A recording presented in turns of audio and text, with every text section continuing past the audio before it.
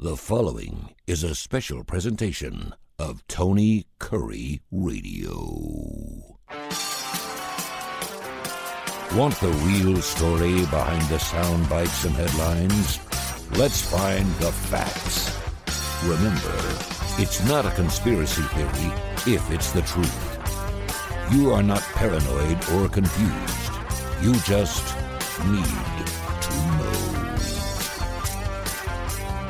Welcome, everybody. It's time for another week of Need to Know. Kip Keefer coming to you at the first of a week that's just 2 weeks on the calendar from Christmas Day. And man, does that come up quickly.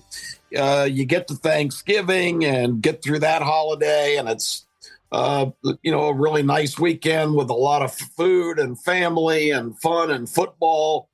And all of a sudden get back into your routine and you look up and you're saying, it's 2 weeks to Christmas.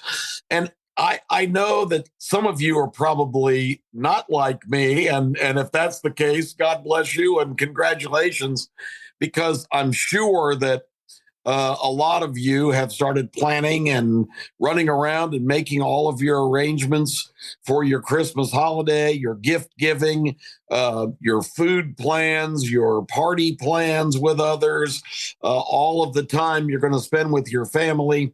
It hits me today as I record this on Monday, December 11th, 14 days before Christmas. I do have some travel arrangements. I will be going out to Las Vegas, where my oldest son, Case, and his wife, Tracy, the ultimate Vegas power couple in their early 30s. They've got it all going on.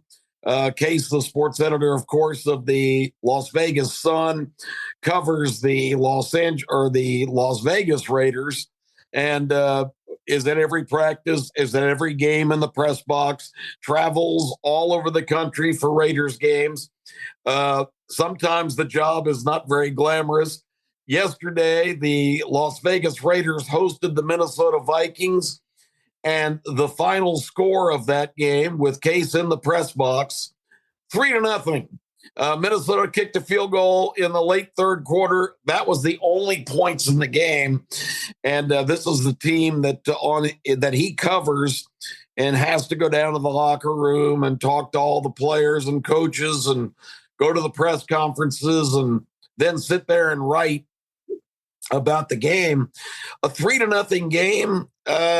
How do you not be negative? How do you not be downcast for the people that are reading your story about their team in their town that they support? And let me tell you, the Las Vegas Raiders are very well supported in their brand new stadium.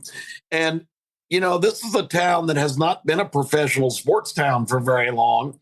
And yet, the interesting part of that is they've been extremely successful.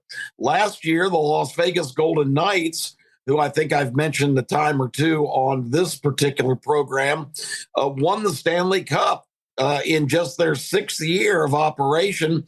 In their expansion year, I don't know how many of you realize an expansion team, which is supposed to be just a collection of unwanted guys and misfits from other teams and draft choices. The Las Vegas Golden Knights, in their expansion year, won the Western Conference and the right to go to the Stanley Cup playoffs after eliminating many of their rivals in the earlier rounds. They played the Washington Capitals, led by one of the great players in the game, Ovechkin, and they won their first game and led the final series as an expansion team. This is unheard of, 1-0 before they lost the next 4 and Washington hoisted the cup. But the point is, the Las Vegas Golden Knights have been extremely successful. And last year, they topped it off by actually winning the Stanley Cup, the National Hockey League Championship. Meanwhile, the WNBA team in Las Vegas, the Las Vegas Aces, women's professional basketball team, they have won back-to-back championships in their league, beating and it's the same in every sport, high payroll New York Liberty in the finals last year. Their second consecutive championship So the town in its infancy, as far as being a sports town, has been extremely successful already with three different championships in just a handful of years. Now, the Raiders, not so much. They moved, of course, from Oakland a couple of years ago and have not been really a winning franchise, and have also had just a number of problems. 2 years ago, I believe it was in 2021, the Raiders had three from trades and acquisitions, had three draft picks in the first round. I think they had the 9th and 10th picks back to back, and then like the 21st. And the three players they selected in that draft, one of them from Alabama, Henry Ruggs, a wide receiver, are all no longer with the team just 2 years later. Ruggs, of course, was involved in a horrible incident where, way beyond the legal limit of being drunk, he was traveling at a speed in excess of 120 miles an hour in his sports car on the expressway late at night in Las Vegas and had a fiery wreck with another vehicle that resulted in the death of the person that his car hit. He was not injured, but was convicted later on of vehicular homicide. And that is also dramatically more serious if you're legally drunk.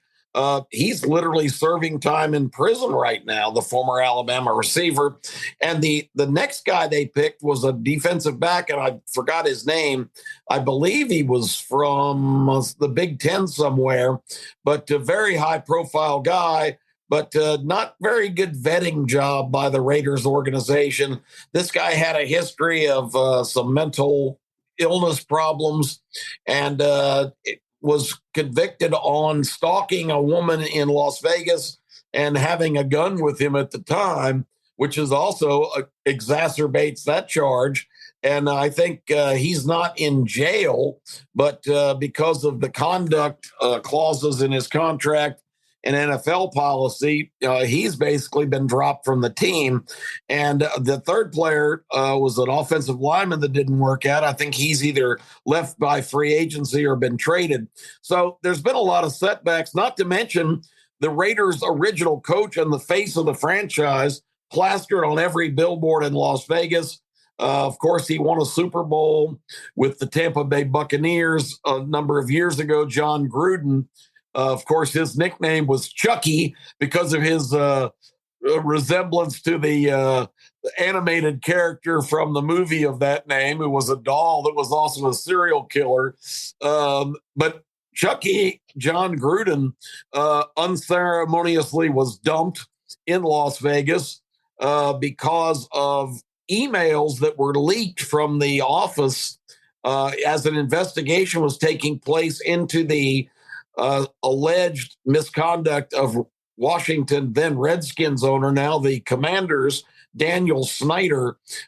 They seized a bunch of materials from the offices of that franchise and found a lot of very unflattering email exchanges between John Gruden and Bruce Allen, who was an assistant coach with the team at the time, talking about racial issues and using some unchoice words, and also very critical of Roger Goodell, calling him a certain three-letter word that's associated with homosexuality, even though that wasn't the intent. Was not to point a finger at Goodell in that area, because he's a family man, married guy with children and whatnot.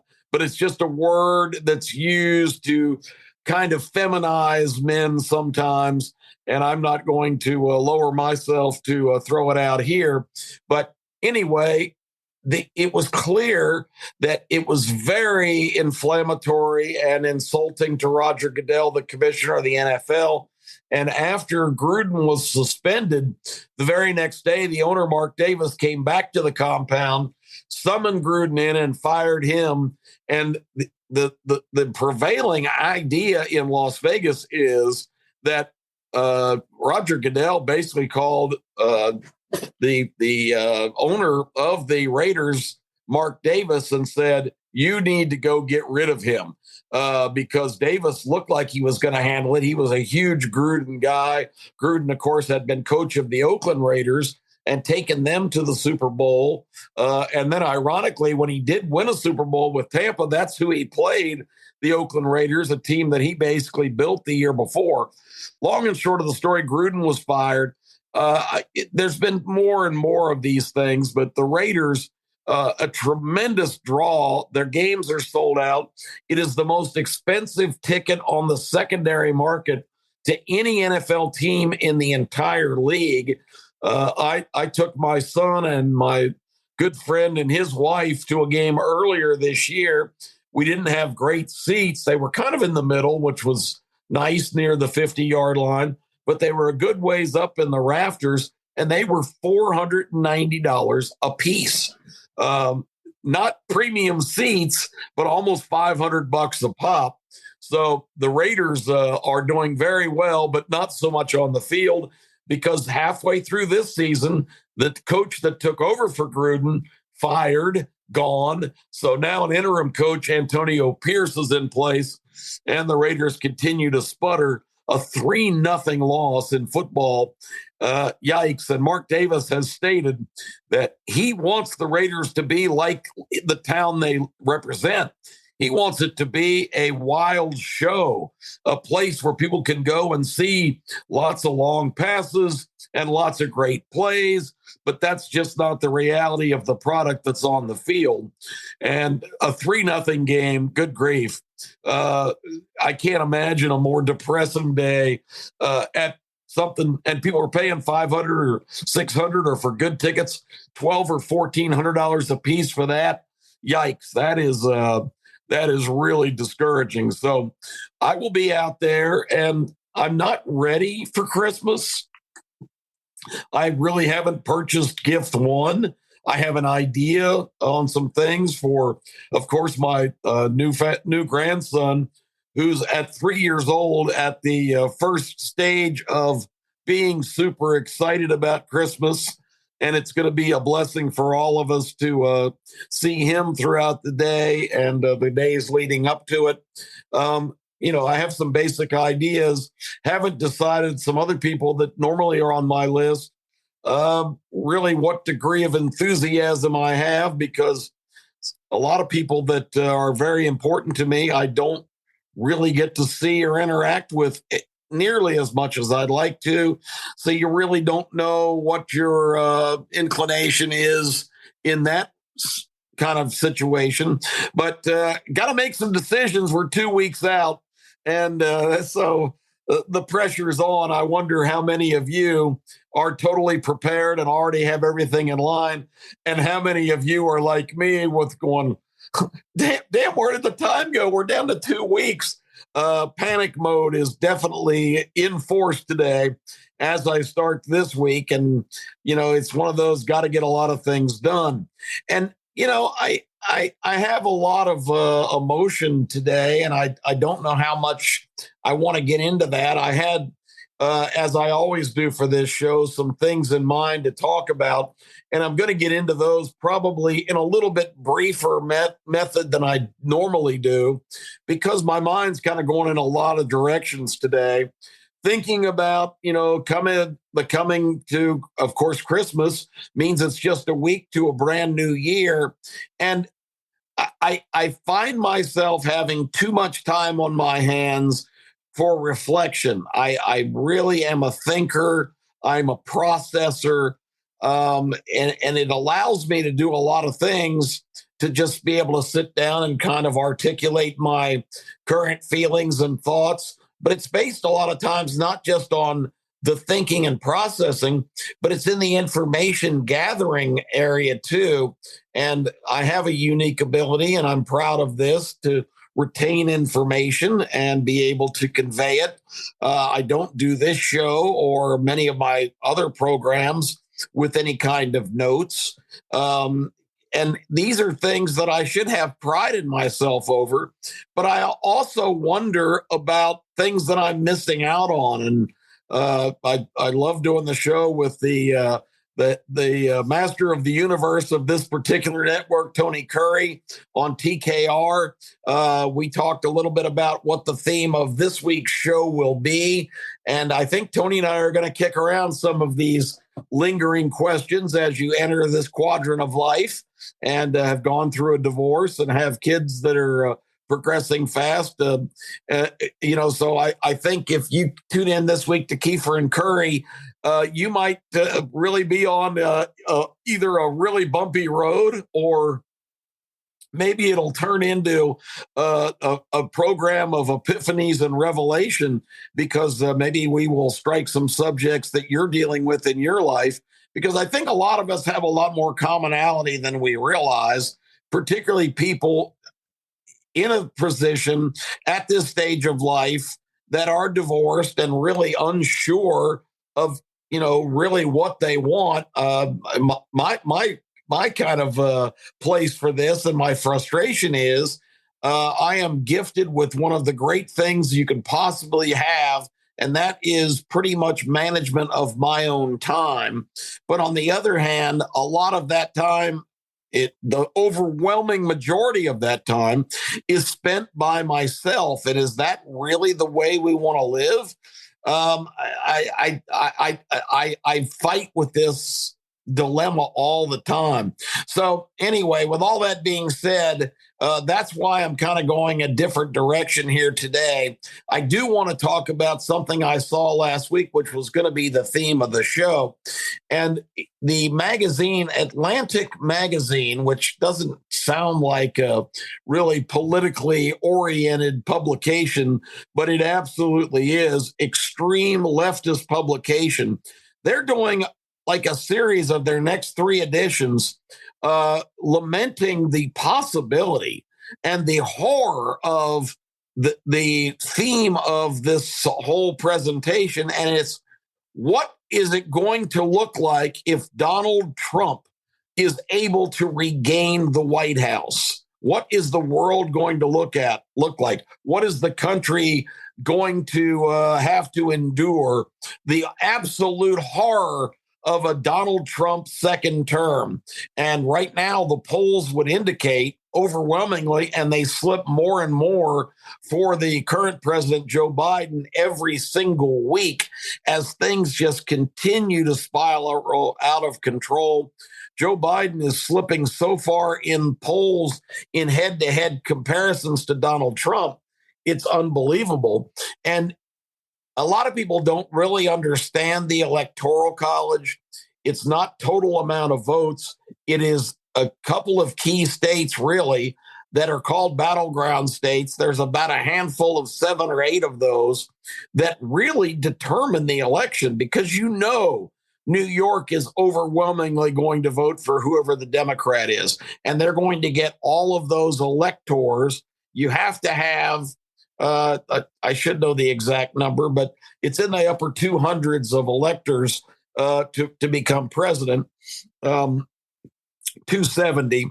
The process is each state, based on their population, has a certain number of electors that go to Washington and cast those votes by whoever carried their particular states. So if you win the state of New York, the popular vote, your number of electors based on the population of that state all are duty bound to go and place their vote for that candidate.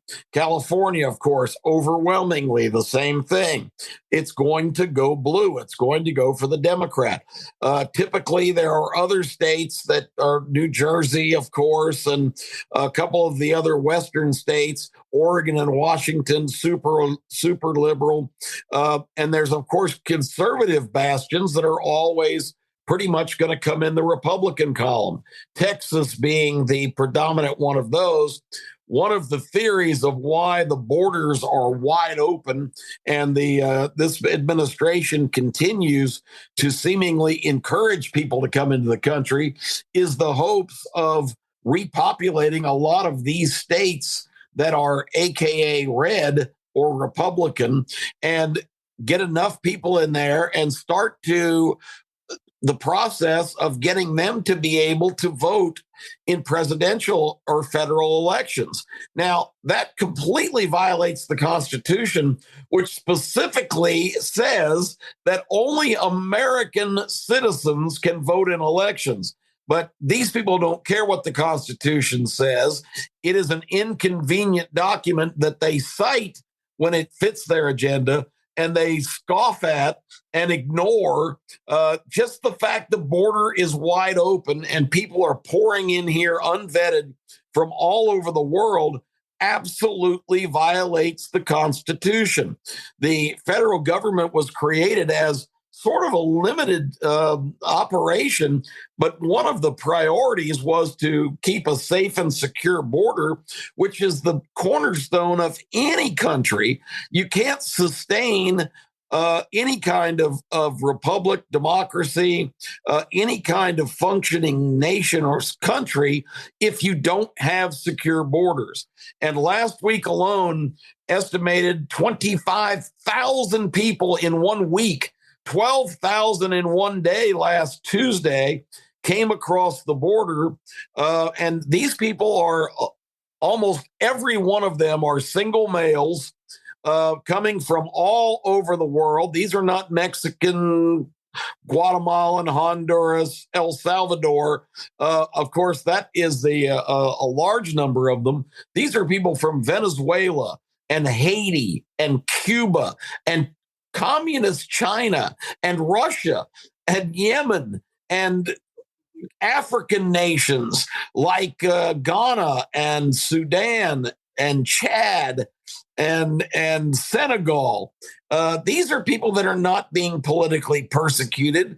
These are not people overwhelmingly that are in situations, these young men, that they are under threat of death.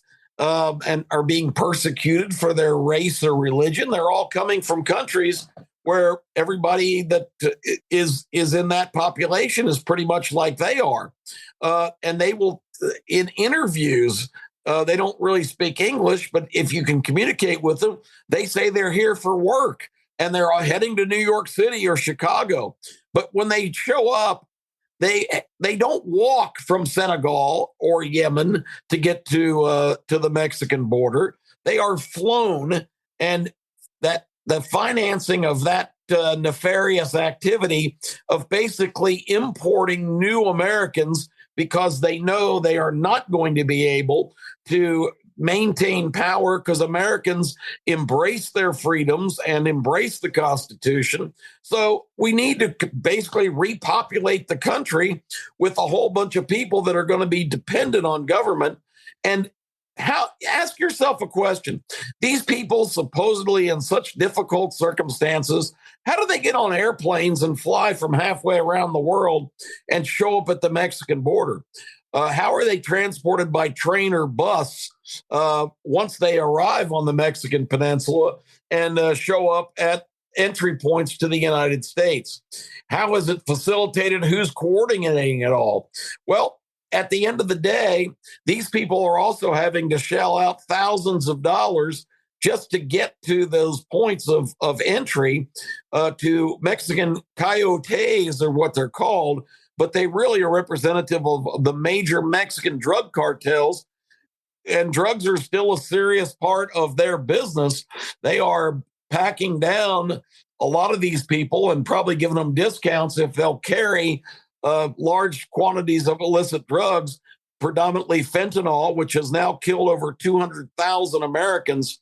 So they're coming in, poisoning Americans, but paying for the privilege to do so. These cartels, meanwhile, are pocketing untold billions of dollars, running the greatest industry there is, that's also being funded by these leftist organizations, predominantly Hungarian-born businessman, Canadian resident George Soros, whose foundations and different charitable concerns around the world are funding these people to show up. And they not only arrive for these trips into the United States, they are carrying a $5,000, most of them, a $5,000 credit card basically a Visa gift card with that much purchasing power and a phone. These are not destitute people. They're coming here allegedly for work and opportunity. But put yourself in their shoes. Let's say you're a young man in Ghana, in Africa. I can't imagine the economy is booming. I don't think there's a whole lot of opportunities. You probably fathered 3 or 4 kids by the time you're in your mid-20s, maybe with a couple of different women. And all of a sudden, everybody starts talking about the opportunity to come to America, and they're going to fly you across the world. They're going to give you $5,000. They're going to give you a telephone and take you to some of the cities that you could only dream of ever seeing, let alone living in. And the government is also going to hook you up with housing, all these sanctuary cities that have pledges to accommodate you and feed you. And if you do bring children, they'll put them in educational systems. How could you turn that down? No wonder half the world is showing up at our borders. And we have 8 million people in this country now that we don't know who they are, and we really don't know where they are since the Biden administration began. So if you're talking about what the country is going to look like under Donald Trump, I mean, that's fine and good. Make all the assumptions you want. Because the Biden policies are such a disaster and such a complete disapproval by the American people in every aspect, the economy, the border, rampant crime, this ridiculous catch and cashless bail that makes the police pretty much ineffective, because as soon as they put them in, they're coming right back out and committing more crimes. All of these things that Americans just are appalled by, and it's reflecting in the polls. Biden approval rating down now near 36%. That means a heck of a lot of people, 64 out of 100 Americans, disapprove of the life that they are living now. And I heard a great example over the weekend. Speaking of Christmas, remember the classic movie from 1990, Home Alone, starring Macaulay Culkin as a young 9-year-old or 10-year-old whose family mistakenly leaves him behind as they go off on a Christmas trip. And he has to fend for himself. And the burglars, of course, are trying to rip off his house because they think the family's out of town and whatnot. And it's a classic movie. But there's a scene where he finds $20 in his older brother's room. So he bebops down to a local grocery store and buys a bunch of snacks and things for his sustenance during the time that he's home alone. And I can't remember a lot of the items, but it was a lot of candy and different chips and things like that. But his entire grocery order, when they ring it up, he's got a $20 bill. It's $19.83. I thought it was really interesting. They took the exact same items that Kevin from Home Alone threw on the counter and cost him $19.83 in 1990. And now in 2023, 33 years later, that exact same stack of items rang up for, get ready for this, $63. So, I mean, just think about that. In 30 years' time, a trip to the grocery store to get some really basic items that at just 30 years ago cost $19 are now 3 times that much at $60. And in this administration have probably, with inflation getting up to 10%, these items probably have risen and would have cost you maybe $45 before the Biden administration came on board. And they wonder why American people are frustrated. And they wonder why Americans scoff when Joe Biden stands up and says, Bidenomics is working. Well, it's not working for regular Americans. They're paying a lot more and getting a lot less because inflation numbers may be statistically down, but prices rose to a point where they're not coming down. The prices are still the same, no matter what the statistics tell you, and the American people know it. So what's the world going to look like under Donald Trump? They have nothing on Joe Biden to campaign on because his administration and the things in our country are an absolute mess.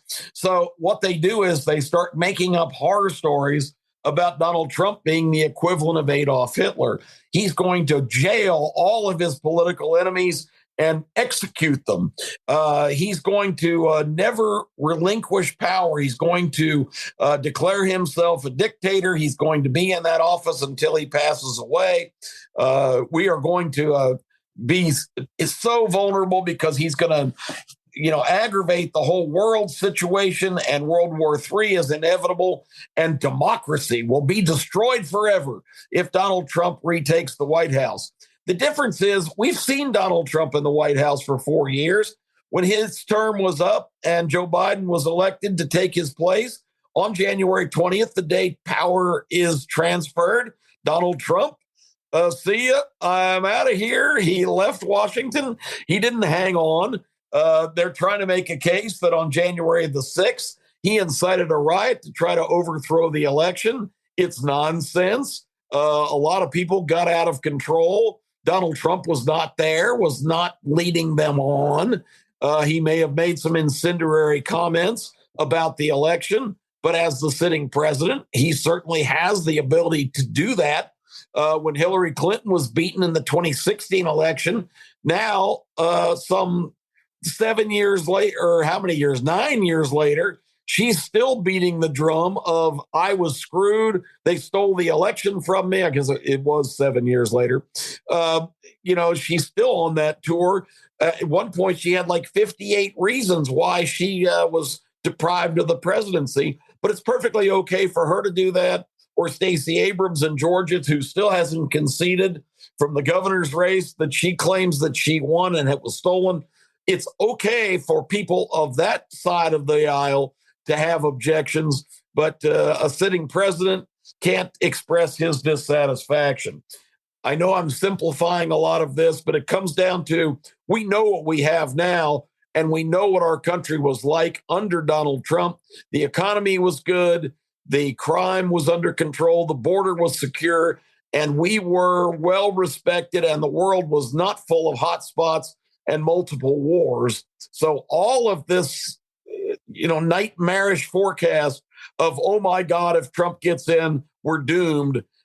Take that with not a grain of salt, a whole box of Morton salt with the little girl and the umbrella on the front, because it's just hysteria to try and intimidate people into thinking that Donald Trump is going to take over our country and be a dictator, an established businessman with a very successful family, unlike our current leader, whose son was just indicted on 9 counts of evading federal tax of close to $2 million while spending over $5 million of money that he secured from foreign entities. And it's laughable, and I'll wrap this up. Hunter Biden indicted for his business interests. His business was Joe Biden, his father. Hunter Biden has no expertise in anything. He's a former crack addict. He was thrown out of the United States Navy, dishonorably discharged. He has no product. He has no services. He has no knowledge of anything in specifics. And he tried to gain sympathy this week by saying this whole persecution of him is because his name is Biden and his father is president of the United States. They are trying to, quote, kill me, unquote, because they know that would be impossible burden for my father to bear, and they could destroy his presidency through destruction of me. That's the warped way that a guy that has spent over $1 million on escort services, on sophisticated adult entertainment establishments, checking in for weeks at a time, depravity with a capital D. This guy is bad news. And now he's whining that he's just a target. And if his name wasn't Biden, and if you or me owed $150,000 in taxes, this guy stiffed the government for $1.5 million, and that doesn't even include the money that he made working overseas over the years. That has now run through the statute of limitations. They can't charge him for those millions because the time has run out. But this is recent years, and it's really a insidious, unbelievable story. But when you hear all the hysteria about President Trump, he's not perfect. He's abrasive. He's arrogant, but he's a hell of an effective leader. And compared to the absolute nonsensical circus we have now with a guy that's not cognizant enough to put his socks and shoes off and walk off a stage, we are really in a situation of you can't make this stuff up. So anyway, a lot of ramblings today, but I always appreciate you all being on board. I hope some things resonated, and we can continue next week when I'm in a more normal frame of mind. Kip Keefer, Need to Know. Happy Hanukkah to everybody. Happy holidays. Merry Christmas in advance. We will be with you next Monday with more on Need to Know. This has been a special presentation of Tony Kurre Radio.